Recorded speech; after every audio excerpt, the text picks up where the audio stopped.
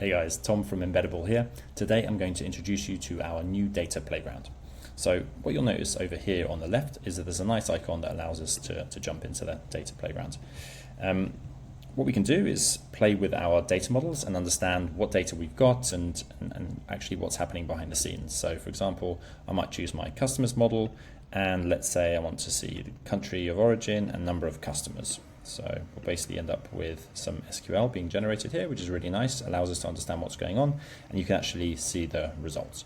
So this can be really useful for understanding what data you've got and what's actually going on behind the scenes if, for example, you're not seeing exactly the results you expect. So you can debug that.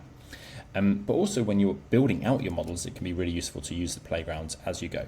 So let's say we're building out our models locally. So let's go into our code base here. We've got our models, and let's say we want to actually test out this and maybe change it around a little bit.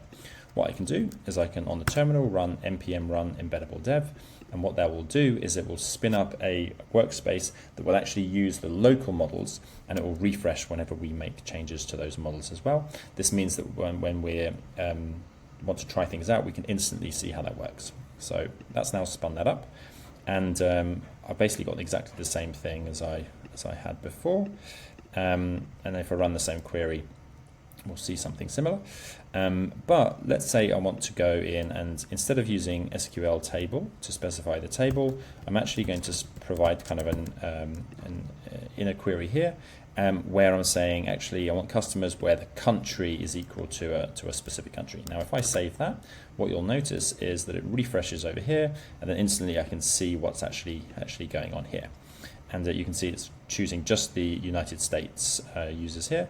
And if I jump from customer 1 to customer 2, what we'll hopefully see, if I run that again, is now it's hitting customers from Germany. And the reason it's doing that is because if I go back, just as a reminder, the view as drop down comes from our presets, our security context presets.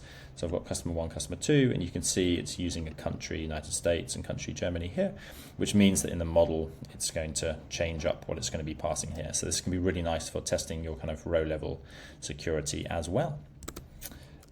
Cool, that's everything I wanted to show you. If you have any questions, please just reach out.